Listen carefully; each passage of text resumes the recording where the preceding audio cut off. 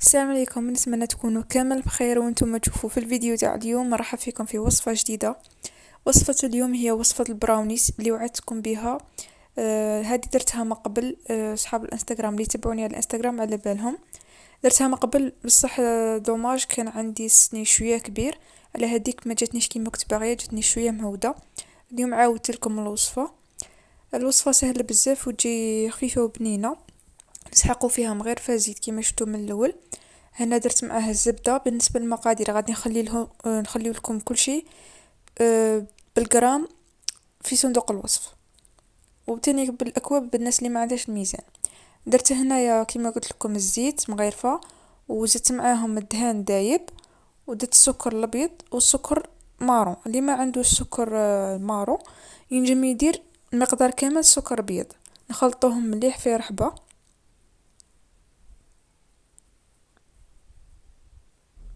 كما راكم تشوفوا، حتى هذاك السكر شويه يذوب لنا. من بعد نزيدو عليهم 2 حبات تاع بيض.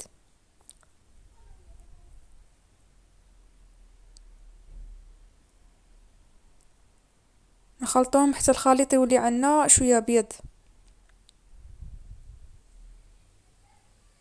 زدت هنايا لافاني، تبغوا تستعملوا هذه اللافاني ليكيد ولا ديروا لافاني تاع الميزان كيما تبغوا نتوما. هذه الكوع تاعها شباب انا نخدم بها.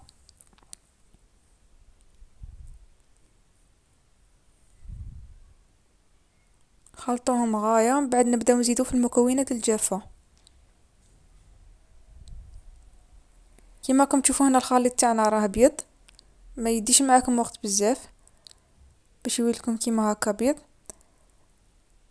بعد هنا غادي نبداو نزيدو في الفرينه والكاكاو. هنا ما نسحقوش الخميره، هي ديجا غادي في الكوشه غادي يزيد طلع لنا شويه بلا خميره.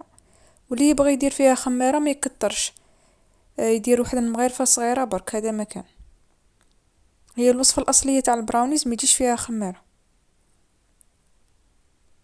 كيما كتشوفوا هنا درت الفرينه ودرت الكاكاو. غربلوهم مليح باش ما نديروش هاد الحبيبات يخسرونا كاع الفورم تاع البراونيز.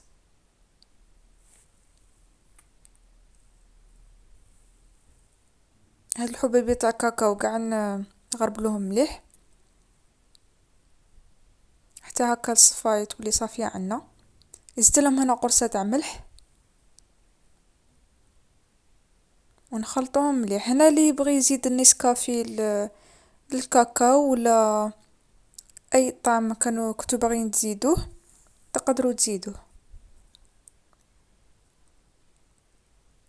هنا غادي تشوفوا البراونيز تاعكم شويه القوام تاعها يجيكم شويه ثقيل، ما يجيكمش كيما الكيك شويه خفيف. هنايا البراونيز القوام تاعها لازم يكون هكا ثقيل، ما يجيكمش خفيف. هكا تعرفوا باللي البراونيز تاعكم راهي مليح.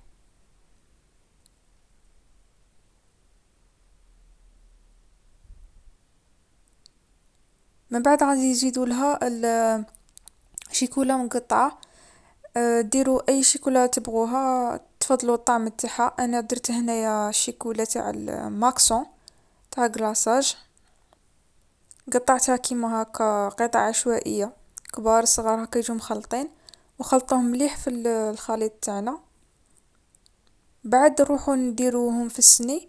انا السني درت قياس تاع 20 على 20، واللي يبغى كمية اكبر من هذه يضاعف المقادير. هنا السني تاعكم قبل ما تفرغوا فيه الخليط تاع البراونيز لازم تدهنوه مليح بالزبدة، من بعد ديروا عليه بابي كويسون باش البراونيز تاعكم ما تلصق لكمش، خاصيه تلصق فاسيلمون.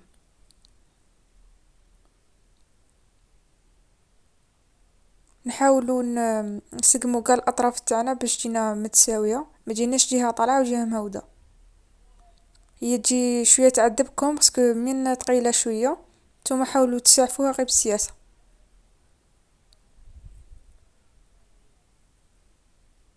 كما راكم تشوفوا هنا راني نحاول ندير اطراف كامله متساويه. هنا غادي ندخلوها الكوشه. تدي معكم واحد 25 دقيقه. انا ياك شغل قربتها للنار شويه، على هذيك ما داتليش بزاف الوقت، دات لي واحد ربع ساعه هكا. وحمارت لي شويه، على هذيك دركتها بالكاكاو. نتوما الوصفه الاصليه تاعها ما تجيش هكا بالكاكاو من الفوق، انا من حمارت لي دركتها بالكاكاو. نتوما ما ديروش غلطه تاعي باش ما تضطروش ديروا كاكاو فيها، معليش. انايا درتها كيما هكا، بصح نتوما ديروها في الوسط، في الكوشه مع الوسط كيما هكا، وما تزيدولهاش النار بزاف. خلوها تديلكم واحد من 25 دقيقه حتى نص ساعه هكا، كل واحد الكوشه تاعكم، كل واحد الكوشه تاعه. وما تغفلوش عليها خطره خطره وشوفوها. هنايا اللي يبغي يقسمها هكا قطع كبار تجيكم 9 قطع، ولا بغيتو تقسموها صغيرة على هاد القطع تنجمو تقسموها زعما كيما تبغوا نتوما. هذه هي وصفتنا تاع البراونيز اللي وعدتكم بها، ان شاء الله تكون عجبتكم. اذا عجبكم الفيديو ما تنسوش ديروا لي جيم، تخلوا لي تعليق مشجع. واذا جربتوا الوصفه تانيك ما تنسوش تخلوا لي التطبيقات تاعكم في الصفحه تاعي الانستغرام. والسلام عليكم.